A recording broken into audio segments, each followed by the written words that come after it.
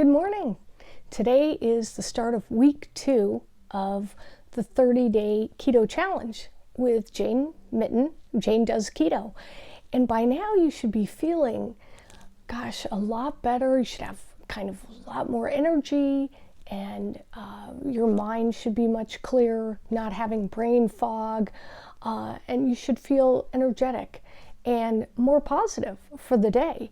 So today, on day 1 of week 2, we're going to go over 2 things: intermittent fasting and OMAD, which is an acronym for 1 meal a day. Not something everyone's going to want to do or should do, but is something I just want to talk about a little bit. So with fasting, I just wanted to first tell you the main thing that I learned at the beginning of changing my lifestyle to a keto lifestyle was to ask 2 questions of myself. Whenever I thought I should eat or I felt stressed, ask yourself this: am I hungry? Or am I simply conditioned to eating at this time or during this stressful situation? Or do I want sugar or carbs? So the key is, am I hungry, or is it just something that I've gotten used to?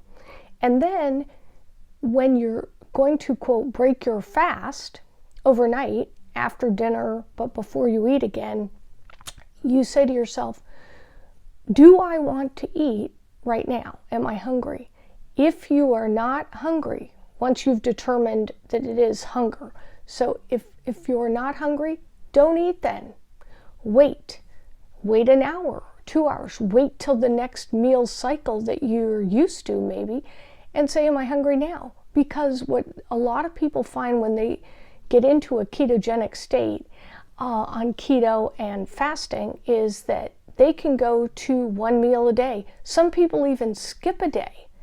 And it is advised by a lot of people that are experts in the field. So I'm not telling you to skip meals. And again, I'm talking again about my personal experience on keto and fasting and the success I had and, continue to have as I work through the last 20, 30 pounds of my journey and then my maintenance. So I'm hoping this will help you. But with fasting, you really want to determine, are you hungry or are you simply used to eating? So think about that.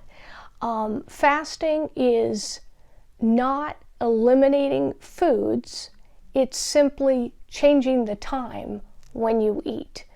And they call that feeding. So, you're pushing your meals together. So with something that I've been doing for quite a while, probably 9 months, and what many other people on keto do is an intermittent fast of an 18-6. So that means from about 6 p.m. to 1 p.m. the next day, you are fasting. You're drinking water. You're drinking water with salt, of course, sea salt. You're drinking electrolytes. You're drinking coffee or tea or iced tea, but you're not eating anything. And if you're drinking coffee or tea and you want to use cream, I highly recommend a keto cream. So you want one that has a lot of fat. You do not ever want anything non-fat, because what that means is it has carbs. And then the carbs are usually filled with sugar too. But there are keto creamers that even have things like MCT oil in them, the medium chain triglycerides, the rind of the coconut oil. So that might be something you could do. But in the 18-6 intermittent fasting, you're breaking your fast, which is, the word for breakfast is break-fast. You're breaking the fast. So we break our fast at any time from 12 to 2. It just depends on what will work with your schedule, obviously.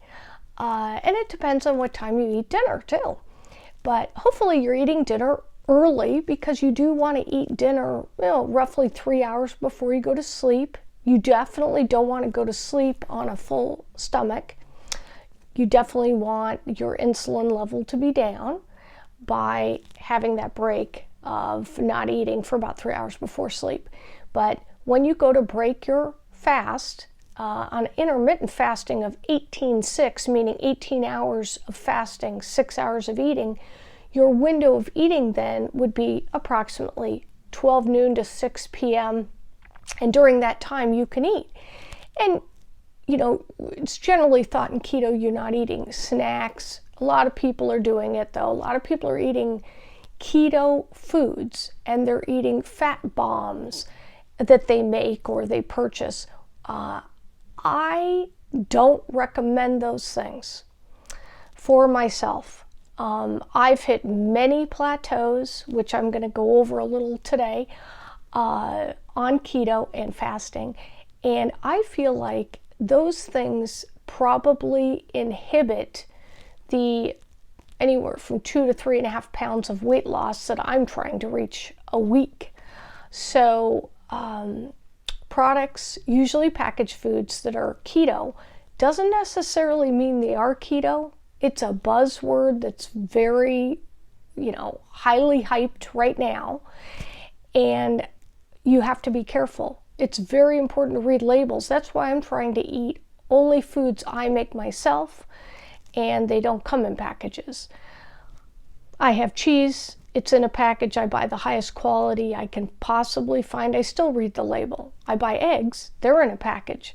But I'm not buying things in a package. I've tried to rid myself of sugar, alcohol, packaged foods, and processed foods. So the cleaner you eat, the better you are, and the more weight you're going to lose, and the more quickly you're going to lose. So, as an example, when you start to eat at 1 o'clock, 12 or 1 o'clock, you've been fasting for 18 hours. So you really want to eat a high quality meal. You want to make sure you get the good fats, the avocado, the olive oil, avocado oil, that great Irish butter that's so popular, that is very, very high quality and healthy. And then with your clean protein, you really want to eat a protein that's high in fat.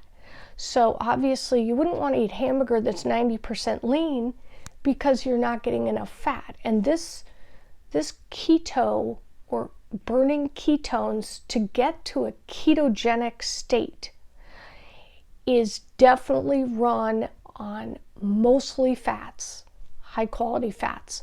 So if you eat just, cod and 90% ground beef and chicken, that will not burn ketones like a very high quality steak of any kind, beef or salmon, of course. Maybe the best food on the planet. Do try to get a wild caught salmon. So when you're eating an 18-6 program, like I've been doing, and you're eating from 12 to 6, that means you're really only eating 2 meals and no snacks. So if you're doing that, then up the quality of the food, simply because you're not having to buy as much food. You'll definitely notice that. What I noticed is, since I, upped the quality, I was spending about the same amount of money, but the quality of the food was so much better, and I felt like that was way better for me. And as I've explained before, what I looked at is the blood work, because no matter what the scale's doing or even the inches are doing, if your blood work is changing rapidly and dramatically, then you are healing from the inside. And that's what we want to do. So in fasting, we are not burning glucose. We are burning our own body fat. So that's why you want to have a long fast of the 18 hours. And then you eat within a 6-hour window. What I usually have been doing is eating a shake, of course a whey protein shake, with a bunch of other high nutritional valued things in it, like MCT, collagen, maybe a few berries, things like that, even some chia seeds. But now I've switched that. I'm going to go over that in a second. And then maybe 4 hours later, I would have dinner at 5 or 6. So you're not eating the entire 6 hours, obviously. Another thing is what we're trying to do is stagger our eating pattern.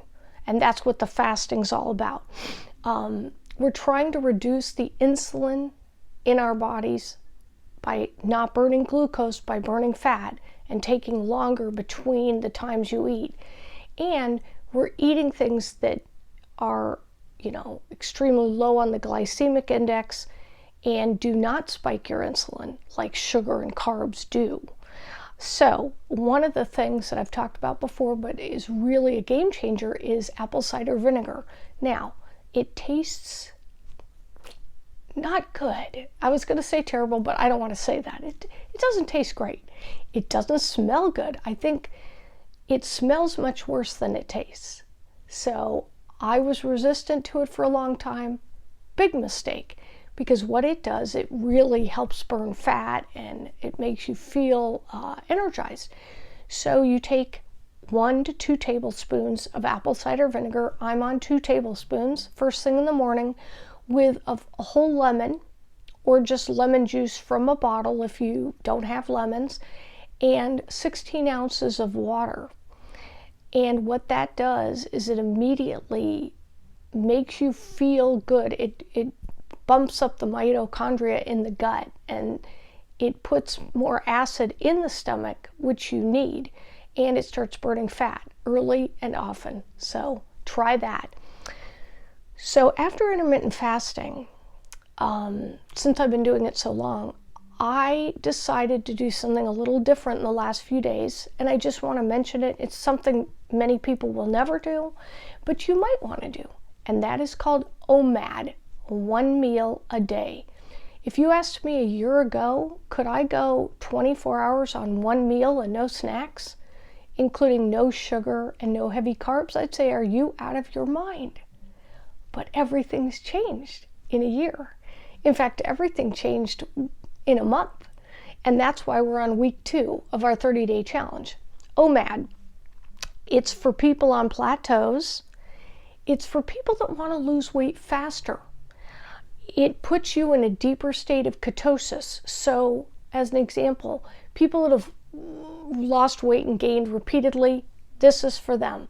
Someone that's in menopause, it's great for that. It's a much smaller amount of carbs. If you can imagine, I'm on 5 to 10 grams of carbs, and I'm on 5 to 10 grams of carbs in the form of green leafy vegetables and avocado. And that's it. That's all. No more berries. Of course, no sugar, alcohol, or pasta, rice, any of those things. I haven't missed those things in a year, but now I'm drilling down.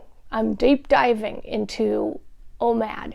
So, green leafy vegetables, the clean proteins that have high fat. Number 1, salmon. Number 2, very high quality beef. If you're going with things, as I said, like hamburger, make sure it's 20% fat. You do not want to cut the fat. You want to make sure that the proteins you're eating have a lot of fat. So things like that I've been eating, cod, filet of sole, chicken, and turkey, those are not good choices. Not to say you shouldn't eat them. I'm not going to anymore, because then you have to add fats too. This way you don't even really have to worry about adding fat. So what I'm going to be eating, and I have been for the last few days, is green leafy vegetables, half an avocado a day, high quality beef, which I never ate before, but I think it's a good idea for what I'm doing.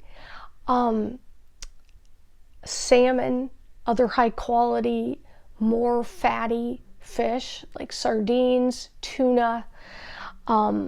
The body will run on fat.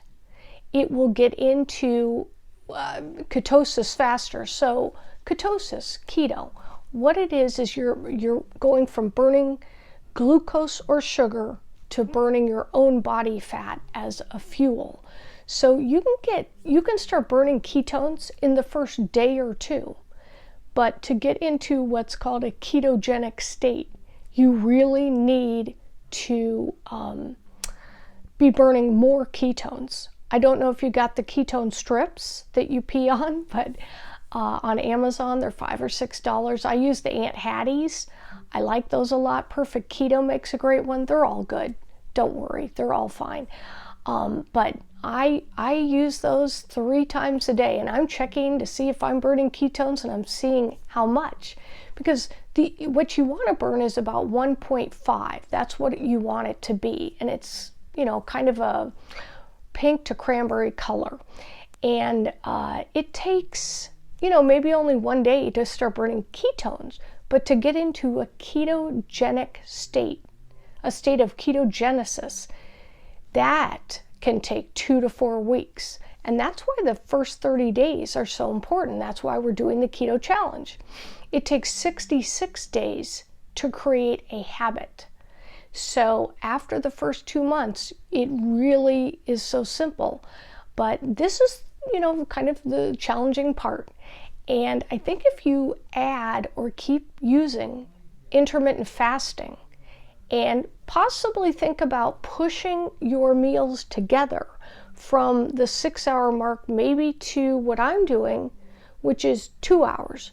So I'm eating between 4 and 6. That's it. It's called OMAD, 1 meal a day, but I'm starting with a little hard cheese, and not a lot, but maybe 3 ounces, 4 ounces, and then I'm moving to a huge salad with salmon in it, or beef, or whatever you prefer. A pork chop. I know a lot of people don't eat things like that, but whatever it is that you eat, you can eat some nuts. You just have to watch the amount. But this is a different idea. I'm trying to think of different things that I can share with you that have been helpful to me. And I lost the 3 pounds I lost in the first week, in the last 2 days of the first week when I switched to OMAD. And it's probably simply because I've been on this now for, a year. I really kind of was on it for 9 months and off for 3, but I'm on it now. And we're doing this together. We're doing great. Congratulations. You made it through week 1. That's the hardest week. And you're going to start seeing that your clothes are going to start falling off you. What I found is I didn't lose a lot of weight in the first few months, but I would try and clothes every week, and every week I was giving clothes away. That's how many inches you can expect to lose. So good luck with day 1 of week 2. And again, this is Jane Mitten. Jane Does Keto. And you can see these videos on Global Jane on Instagram and YouTube, Jane Mitten. Please subscribe to my channel. That way you'll get a notification of any new videos. I'm trying to do a video a day. I'm trying to get all the newest content for you. And I'm just a person who has actually done this myself. I've lost and gained weight, not a lot, but a couple times through my life. And I want to inspire other people with the journey. So every step of our journey is the journey. You could start today. If you didn't join us week 1, it doesn't make any difference. You're starting today, and that's great. I'm proud of you. I'm proud of myself. And let's keep going. We're in week 2. We're doing great. Thanks for stopping by.